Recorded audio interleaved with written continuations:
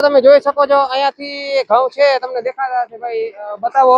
અહીંયાથી તમને છેટ એમને આખે આખો પટ્ટો છેટ લાંબે લાંબા બે ક્યારા મૂકી દીધા છે બે ક્યારાનો તફાવત દેખાય છે નમસ્કાર ખેડૂત મિત્રો ફરી એક નવા વિડીયોમાં હું મિતુલ ઓડેદરા આપનું સ્વાગત કરું છું ખેડૂત મિત્રો આજે આપણે ઘઉંમાં નરવાઈ વિશે વાત કરવાના છે કે આપણે ખેડૂત ભાઈને ત્યાં મુલાકાત આવ્યા છે અને એની જે પ્રયોગ કરેલા છે તમે આ બે ક્યારા જોઈ શકો છો હું ઊભો અહીંયાથી વાં સુધીના બે ક્યારા અને આ બાજુના ક્યારા તમે જોઈ શકો છો અહીંયાથી અને આ બે ક્યારા છોડીને ઓલી બાજુ જેમાં એની જે પ્રોસેસ કરેલી છે યુરિયા અને ઝીંક સલ્ફર નો છંટકાવ કરેલો છે આ ઘઉં છે 43 દિવસના અને એનો કેટલો ફાયદો છે તમને વિડીયોની અંદર થોડોક નજીકથી બતાવીશું વિડીયોમાં છેટ સુધી જોડાયેલા રહેજો કઈ રીતે પ્રમાણ રાખ્યું છે બધું આપણે વિડીયોની અંદર બતાવીશું તો આ ઘઉં છે 43 દિવસના 19 દાંતે વાવેતર કરેલું છે અને લગભગ 19-20 કિલો વીઘે બિયારણ વાવેલું છે અને પાયામાં ખેડૂતે આપેલું હતું ડીએપી 20 થી 22 કિલો 16 ગુઠાના વીઘે તો ઘઉં સારા જ નીકળેલા હતા અને સારી પહેલેથી જ નરવાઈ હતી ઘઉંમાં પણ પછી ઘઉં જે દિવસ 25 થી 27 દિવસના આસપાસના થયા ત્યારે ખેડૂતે વીઘે 16 ગુઠાના વીઘે 10 કિલો યુરિયા અને એની સાથે મિક્સ કરીને જે તમને ક્લિપ દેખાય ઉપર એ રીતે મિક્સ કરી અને ઝીંક અને સલ્ફર જે બંને કોમ્બિનેશનમાં આવે છે એનો એક વીઘે 1600 ગ્રામ એટલે યુરિયા ભેગું એવી રીતે માપ સાઈઝનું સેટિંગ કરી અને ઉપરથી છંટકાવ કરેલો હતો હાથેથી અને પાછળ પાણી વારેલું હતું તો તમે એનો આજે જોઈ શકો છો આજે 43 દિવસના થયા ઘઉં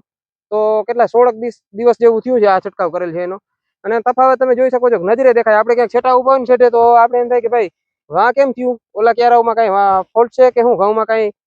કઈ રીતે વાંધો આવ્યો આપણે નજરે પટ્ટો પડી જાય કદાચ કેમેરામાં કેટલું કેપ્ચર થતું હોય તો ખબર નહીં પણ બહુ ઘણો ફાયદો છે ભાઈ આ બાજુ દેખાડો તો થોડોક સામા દિવસનો વિડીયોની અંદર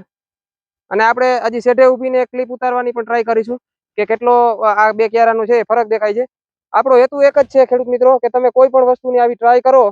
તો આ રીતે આજે ખેડૂત ભાઈએ મૂકેલું છે એ રીતે બે ક્યારા મૂકી દેજો જેથી આપણે ખબર પડે કે આપણે હકીકતમાં કેવા ખર્ચા કરીએ છીએ અને શું ફાયદા છે આ નજરે દેખાતો ફાયદો છે હું તમને હમણાં નજીકથી બતાવું ઘઉંમાં કેટલો તફાવત છે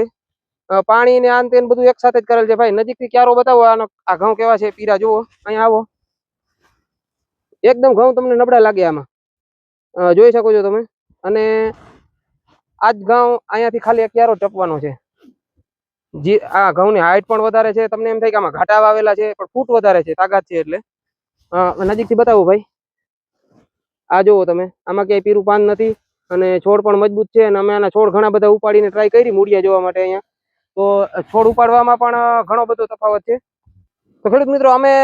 બે ઘણા બધી જગ્યાએથી ઉપાડીને ટ્રાય કરી છે આ છે 3 છોડવા જેવું અને આ બાજુના ક્યારામાંથી આ ઉપાડેલું છે એ 2 છોડ છે તમે જોઈ શકો છો અહીંયા એનો નીચે રાખીને તમને બતાવું દેખાય પીરે આમાં પીળાશ તમે જુઓ આની પાંદની થડની અને આના મૂળનો ગ્રોથ જુઓ અને આ તો જમીનમાંથી ઉપાડવામાં જ આપણે ખબર પડી જાય એટલું આપણે તાકાત આમ અનુભવીએ કે મજબૂત છે એના મૂળ જો આમાં પીળાશ નથી છોડમાં મજબૂતાઈ છે અને મારા ખ્યાલથી આ 2 જ છોડ છે ફૂટનું છે બાકી બધું 2 જ છોડ છે તમે જોઈ શકો છો આ છોડ નોખો નથી એટલે મૂળનો ગ્રોથ પણ વધારે છે તો આવી કોઈ વસ્તુ ખેડૂત મિત્રો તમે કરતા હોય તો આપણો મુદ્દો એક જ છે